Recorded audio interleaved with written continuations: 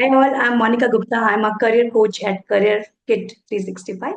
And today we have a very, very special guest at our channel. Before I introduce, I just wanted to ask that it's very, very common for us to, go for MBA after engineering. How often you have seen that a person is pursuing MBA after becoming an air traffic controller? Yes, you heard it right. We have Shrishti Rastogi, who has total 3.5 years of experience as air traffic controller on one of the world's busiest runway. And she has also worked for RCS Udan scheme.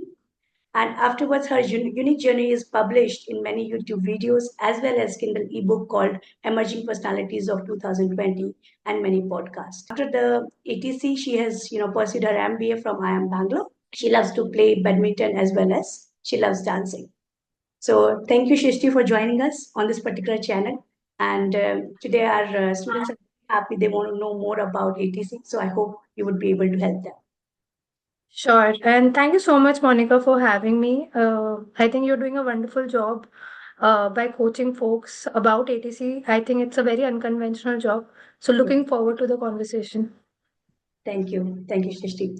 So the first question coming up for you is, Shishti, that how to become air traffic controller after 12? What are the subjects that we would need for becoming an air traffic controller?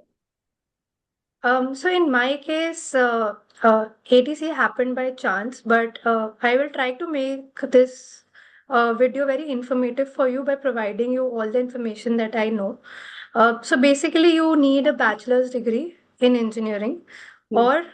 or science, where you have the subjects physics and mathematics. So the compulsory subjects are physics and mathematics, and for recruitment into air traffic controller, you need to clear the exam, which is conducted by a PSU called Airports Authority of India. There are several tests, including written test, voice test, Hmm. interviews, medical exam that one has to go through. Uh, do you want me to cover the online exam format also here? I before that I wanted to ask one question, Srishti. So you said Yeah. that after class 12, if a person or a student has physics and math in class 12, then they Yeah. would have to either offer first their graduation. It could be Yeah. BTech or BSc Vision or something of that sort, which needs physics and maths. And Yeah. afterwards, you said that some kind of certificate or license is needed for air traffic controller. Sorry, I missed that part. So, you can pursue ATC after any graduation, whether in science, whether in aviation, or whether in engineering. So, I was in electronics and communication engineer, and I Okay. gave the exam. So, anybody who has a physics and mathematics during your graduation can pursue an air traffic controller. Okay. The ATC license is something that is taken care by Airport Authority of India. There's no license required as such. Okay. So you have to give some kind of test then to become an ATC. Yes. So, it's a highly prestigious job where you have to go through an online examination.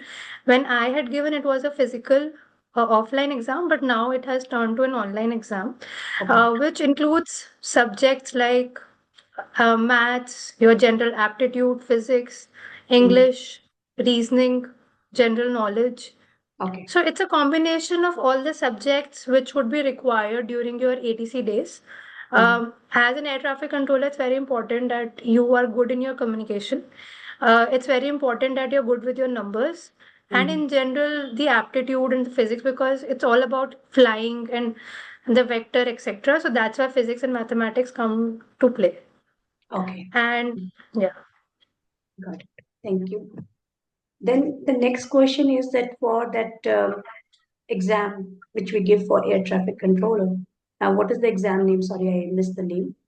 Um, It's ATC recruitment exam conducted by Airport Authority of India. okay.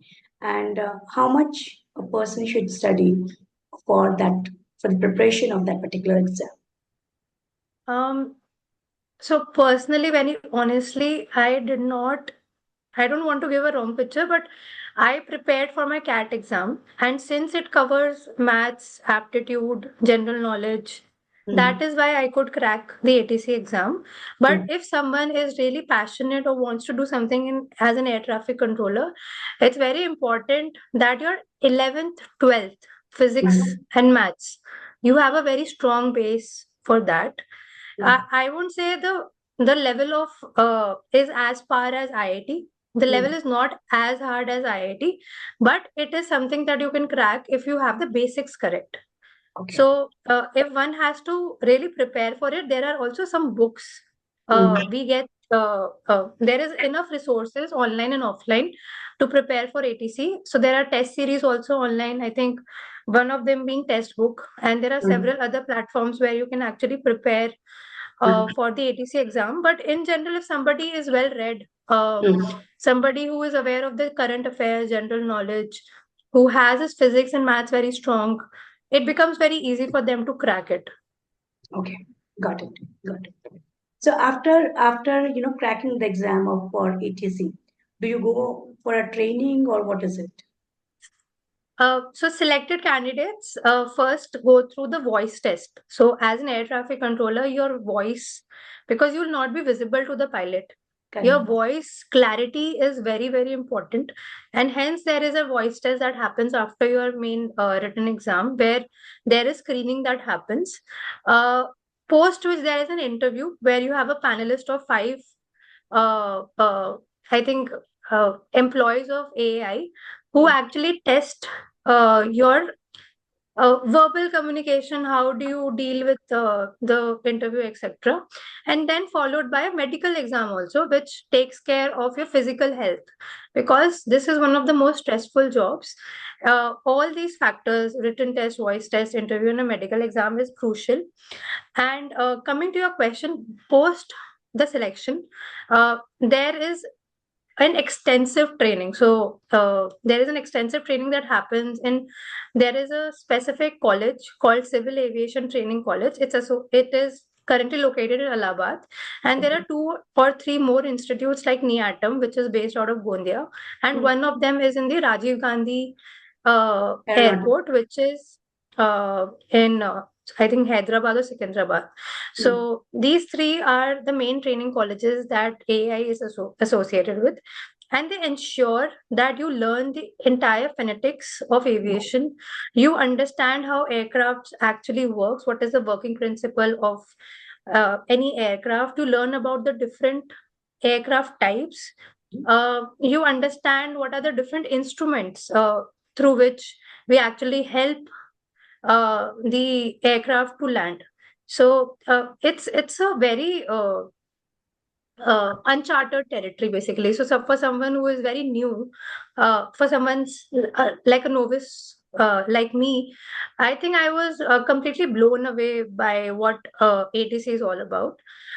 Although they are unsung heroes who are behind the entire operation, but they are the one who is actually multitasking and handling all the aircraft. So if you are actually preparing for ATC, I think it's the best job. And I will be talking more about it. So yeah. Sure. And how long is the training after the selection? Okay, so the training is for 6 months, and you completely understand the aviation language.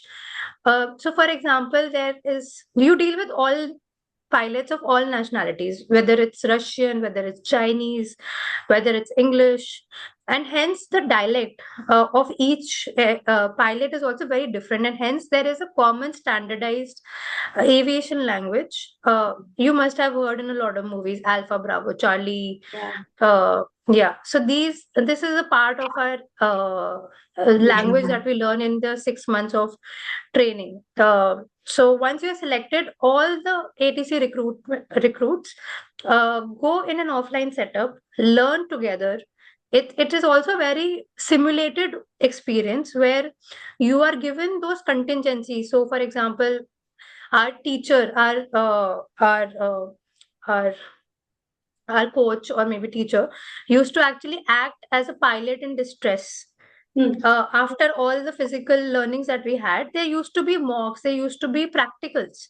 And in those practicals, we were given a situation, say there is an emergency situation, there's a bomb threat, there is a patient inside the aircraft, there is fuel leakage, there is etc etc. So all these Yeah. situations we used to be given, and that is when we were tested that how do you handle such stressful situations, how do you remain calm. So those 6 months actually also decide. So I was actually the topper of my batch in the training, and I got Amazing. a trophy also for that because I could ensure that my written exam and my practical exam both went well.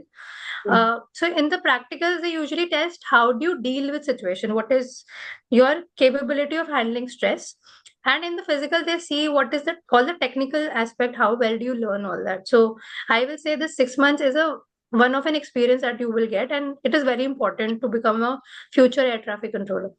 Wonderful.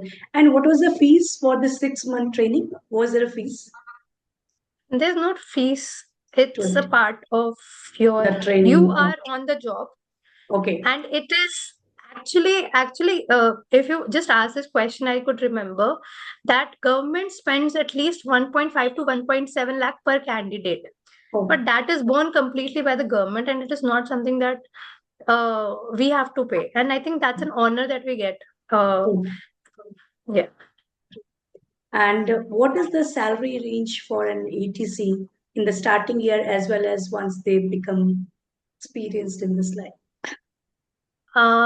Okay, so I will be giving you ballpark numbers. I Numbers? will be Yeah. giving you a rough number. Yeah. So basically, the salary that is offered is very, very competitive.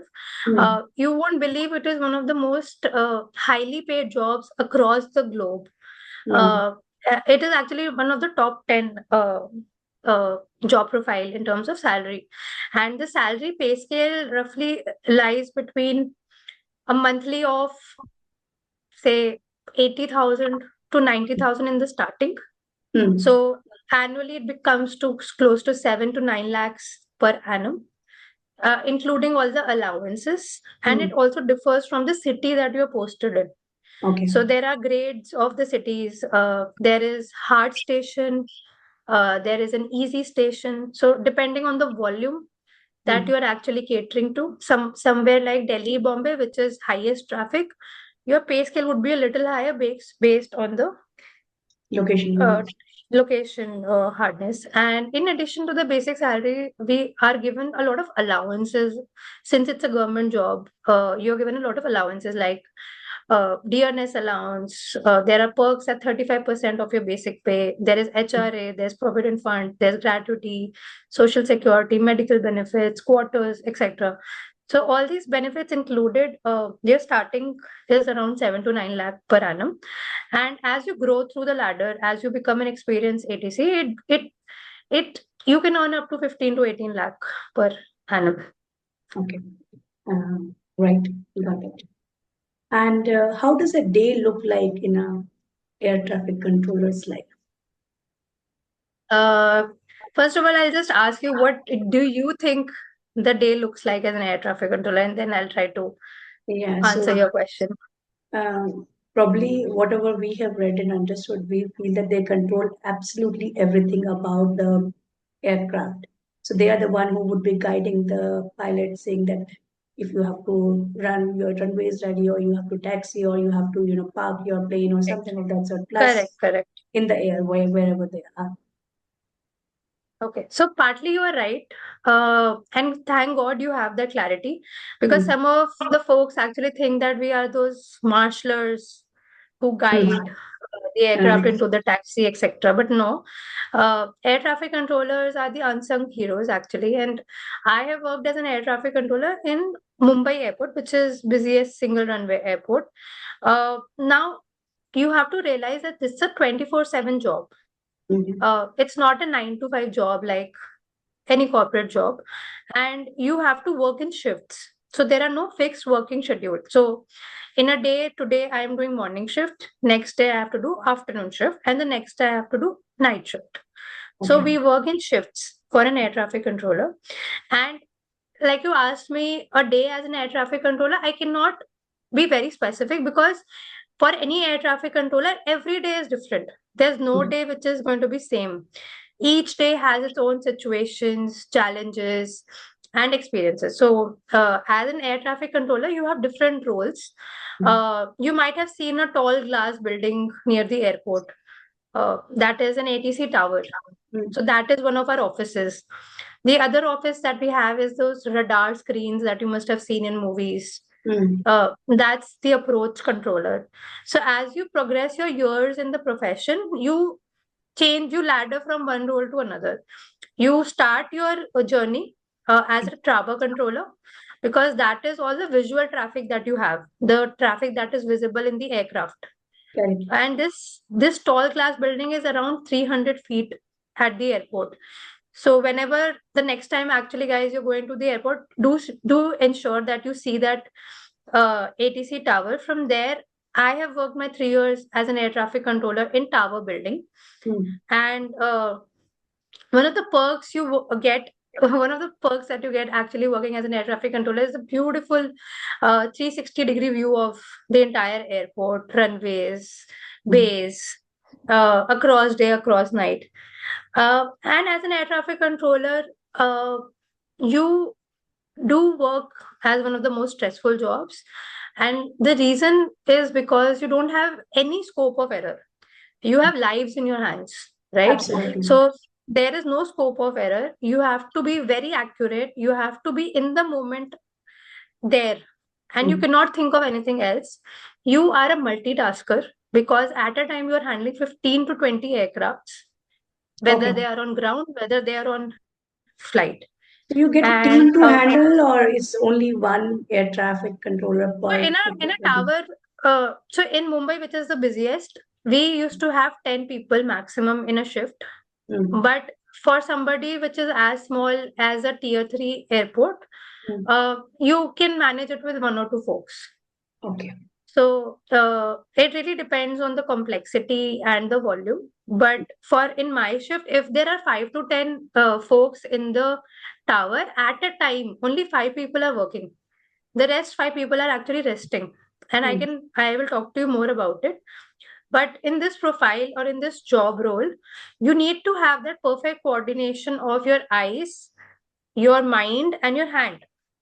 Because you're supposed to monitor a lot of screens, also the visual traffic, give the instructions to the pilot, calculate the future trajectories of not that aircraft but other aircrafts also. So suppose I'm giving landing to one aircraft, there are 2 aircrafts who are coming, who are also in contact with me.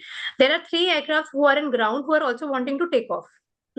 So I hope you understand that at a point you have to imagine the whole situation, think of the future trajectories, and also be very correct. Matlab, you don't have error, you don't have the opportunity to make any error. And that is why it's a job that requires your 100% concentration when you are on duty. And we are all trained for this, no doubt.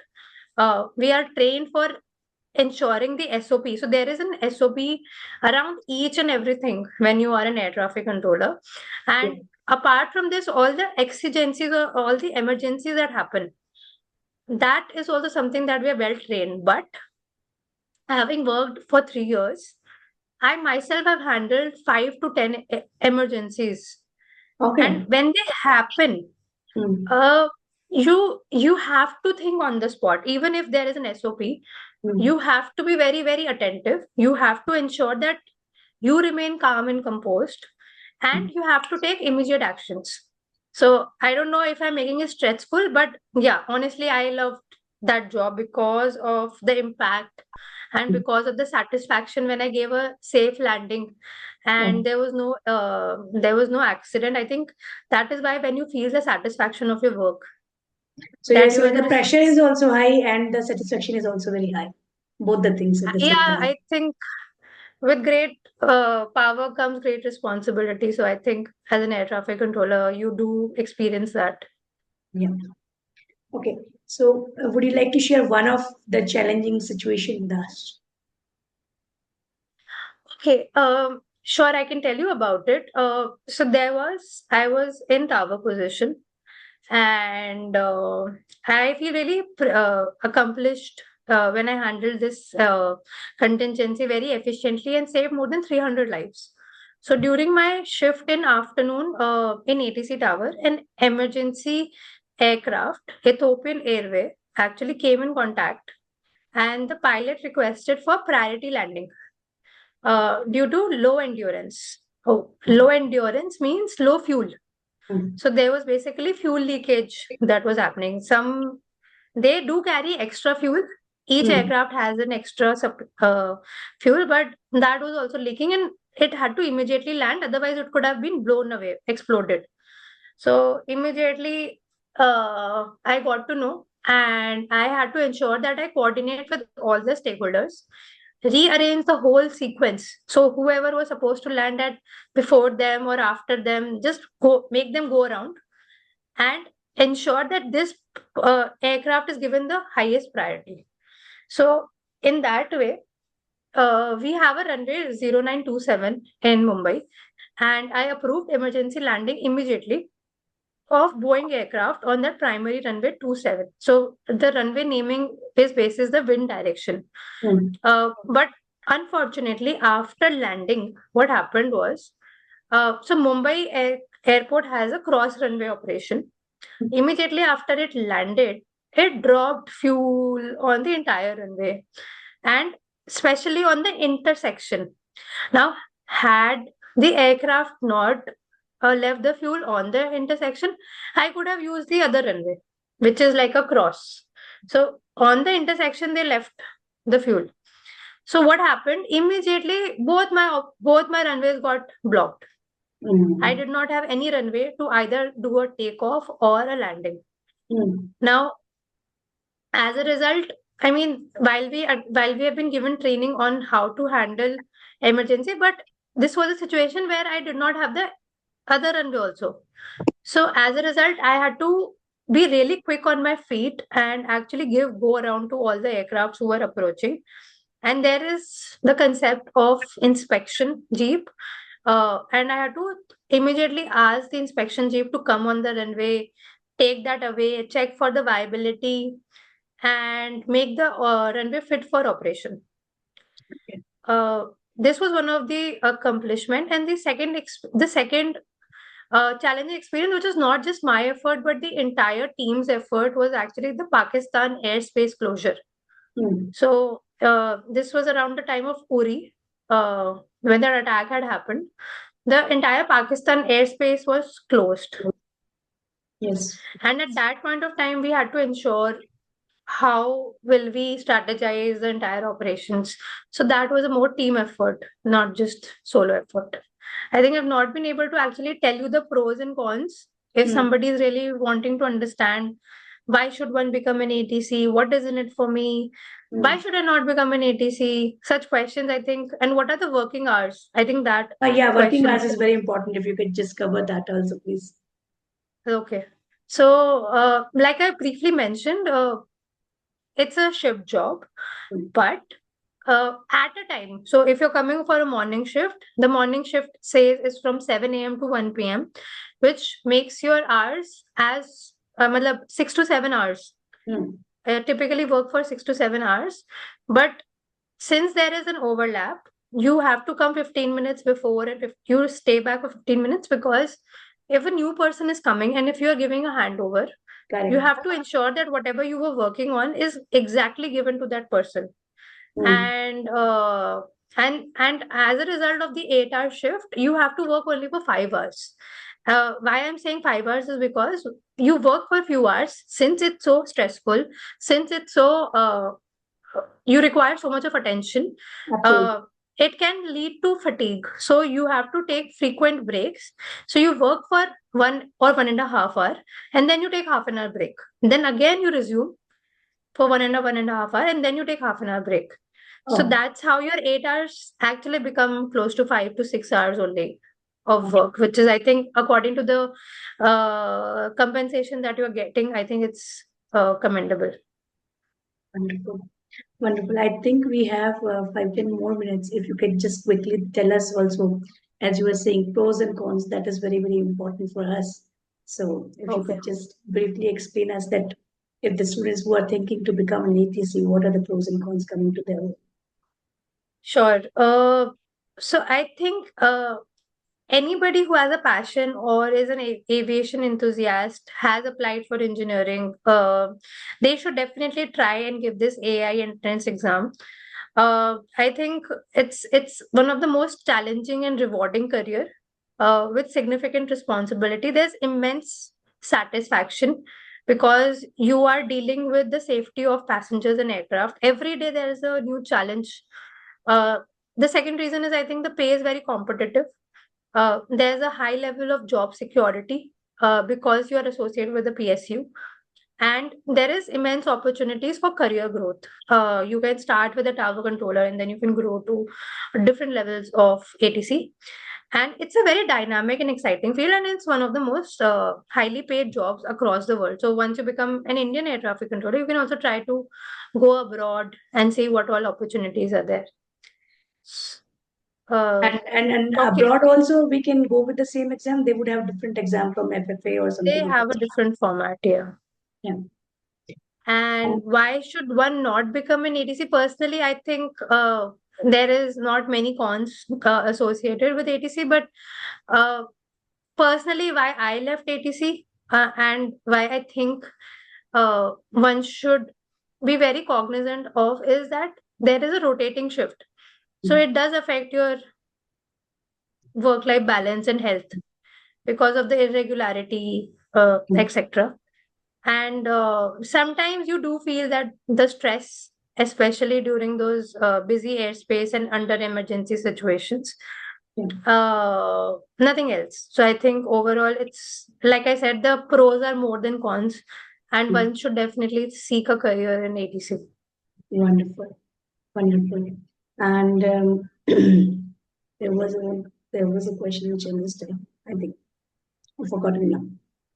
I think, is there any age limit you want to talk about? Yes, yes. I wanted to ask that was there any age limit that we have? So when you're giving that ATC exam, actually, the age limit for ATC recruitment is 27 years for general category. So for somebody who's a general, the starting of junior executive, the age limit is 27 years. However, the government has actually given relaxation for up to 3 to 5 years for category folks like OBC, SC, and ST. There is a relaxation. Okay. And after becoming ATC, can you move to different areas also in airport, or you would? Yes. Okay. Yes. So there's always a chance to move to a So different. there is cross organization or cross lateral movements that is possible once you become an air traffic controller. I too have left. That is not an issue. But in case you want to move from ATC to operations within airport, you can do that. You can move into a CNS profile, which is completely technical profile, which takes care of all the equipments inside the tower and the buildings. That is again another profile which can happen after your BSc or a BTech, which What's is the equally profile paid. name you said? CNS. CNS, yeah. Control Navigation Surveillance, I think that's the full form. You can check it out. It comes under AI. It's a technical profile. Usually it is under the roof. It is less stressful. ATC is more towards the aircraft and the pilot. It's more interaction with the outside folks. Yeah. CNS is a under the roof maintenance sort of profile. Okay, got it. I think we have covered almost everything. Thank you so much, Shrishti, for joining us and giving us such insightful information. So we hope to meet you again in for next few session. Probably we'll call you from the session as well in our channel. Sure. Thank you so much. Thank you for having me. Yeah.